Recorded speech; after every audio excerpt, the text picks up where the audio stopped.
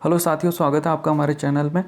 तो जैसा कि आपको पता है कि बीएसटीसी की जो परीक्षा हुई है वो 31 अगस्त को जो 2 बजे से आपकी 5 बजे तक जो एग्ज़ाम हुआ है तो वो कंडक्ट किया जा चुका है। तो जो सबसे बड़ी बात आती है वो बात ये है कि मतलब परीक्षा के अंदर आपके कितने % ठीक होने चाहिए, जिससे आपको अपना जो एक प्रकार से जो संभावित आप नंबर लेकर के आएंगे वो प्राप्त कर सकें। आप अपनी कट ऑफ या फिर कितने मार्क्स आपको लाने पड़ेंगे आपको एक अच्छी कॉलेज प्राप्त करने के लिए, या फिर आपको अपने गृह जिले में कॉलेज अपने आसपास प्राप्त करने के लिए। ठीक है, तो आज हम उसी संबंध में चर्चा करेंगे। जनरल के लिए, ओबीसी के लिए, एससी के लिए और एसटी के लिए तो परीक्षा में या तो इतने नंबर या फिर कितने प्रश्न आपके ठीक होने चाहिए, तो उससे संबंधित ये वीडियो रहने वाला है।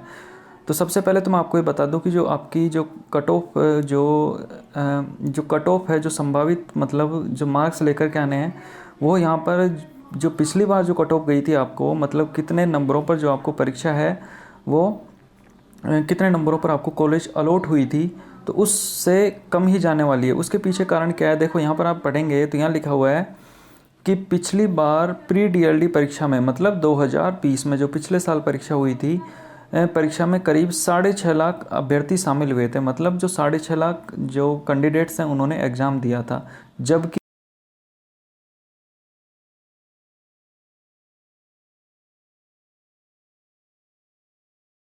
जो पहले बार परीक्षा दी थी वो लगभग 6.5 लाख स्टूडेंट्स ने दी थी, 6 लाख 6.5 लाख के आसपास। और अब की बार जो स्टूडेंट दे रहे हैं वो 4,71,000। मतलब कि जो 2 लाख जो स्टूडेंट्स हैं वो क्या हो गए हैं, कम। जब 2 लाख स्टूडेंट्स कम हो गए हैं परीक्षा देने वाले, तो जो आपकी संभावना है कॉलेज मिलने की, वो जितने पहले कट ऑफ गई थी पिछली बार, उससे अब की बार क्या है, कम जाने की संभावना है। तो सबसे पहले तो हम चर्चा करते हैं कि पेपर का जो पैटर्न है आपका वो किस तरीके का रहा था। तो आप यहाँ पर देखेंगे कि जो आपका पेपर का जो पैटर्न, मतलब जिस तरीके का आपका बीएसटीसी का पेपर आया है, तो रीजनिंग के कितने क्वेश्चन आए थे, 50 क्वेश्चन, और एक क्वेश्चन 3 नंबर का, मतलब 150 का। ठीक है, उसी प्रकार जो राजस्थान जीके है उसके 50 क्वेश्चन, तो एक क्वेश्चन 3 नंबर का, तो 50 गुणा 3 150 के ये हो गए। इसी प्रकार इंग्लिश और हिंदी, इंग्लिश के कितने क्वेश्चन 20, हिंदी के कितने 30, तो ऐसे मिला के टोटल कितने हो गए, 150 क्वेश्चन ये हो गए। और शिक्षण अभिरुचि, इसके भी कितने क्वेश्चन आए थे, 50, मतलब 50 क्वेश्चन 3 नंबर के हिसाब से कितने हो गए, 150 नंबर के हो गए। ठीक है, तो जो टोटल मार्क्स हो गए, वो टोटल जो पेपर हो गया आपका वो कितना हो गया, 600 अंकों का हो गया। तो 600 अंकों में से आपको आपका मतलब एक प्रकार से कॉलेज मिलने के लिए आपको कितने नंबर की आवश्यकता है, वही मैं आपको यहाँ पर बताने वाला हूँ। तो सबसे पहले तो मैं यहाँ पर आपको बताऊँगा कि कॉलेज प्राप्त करने के लिए लगभग आपको कितने नंबर आने चाहिए। तो जनरल कैटेगरी, मतलब जो सामान्य वर्ग होता है, जिसको हम अनरिजर्व्ड कैटेगरी बोलते हैं या फिर उसको जनरल कैटेगरी बोलते हैं, अनारक्षित या फिर सामान्य वर्ग, उसमें एम का मतलब है मतलब मेल के लिए।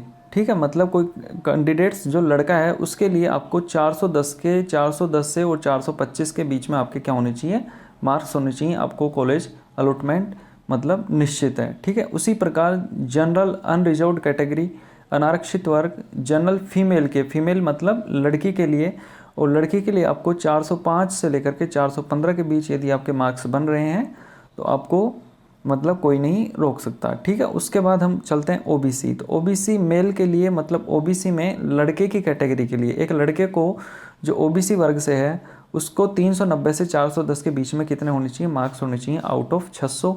सेम सिचुएशन यहाँ पर ओबीसी फीमेल, मतलब ओबीसी फीमेल लड़के के लिए 385 से लेके और 395 के बीच में क्या होने चाहिए, मार्क्स होने चाहिए।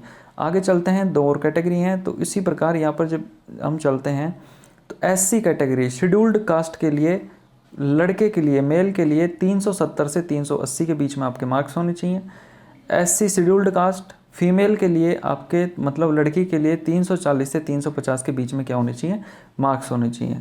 आगे चलते हैं एसटी के लिए। तो एसटी वर्ग में जो आ रहे हैं तो उसमें मेल कैंडिडेट्स के लिए आपके मार्क्स होने चाहिए 360 से 370, और उसी प्रकार एससी में आपके लिए फीमेल के लिए मार्क्स होने चाहिए 310 से लेकर के 320।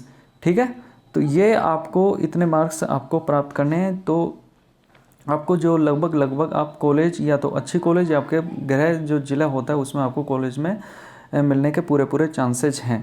ठीक है, यदि आपको फिर भी कोई डाउट रहता है तो आप मुझे इंस्टाग्राम पर फॉलो कर सकते हैं। मेरी इंस्टाग्राम आईडी है कुमार गजेंद्र और लास्ट में है 7, और या फिर मैं इसका जो आईडी है इसका डिस्क्रिप्शन मेरे इसमें डाल दूंगा डिस्क्रिप्शन में, वहाँ पर भी आप जाकर फॉलो कर सकते हैं। ठीक है, वीडियो देखने के लिए धन्यवाद। Thank you so much. God bless you.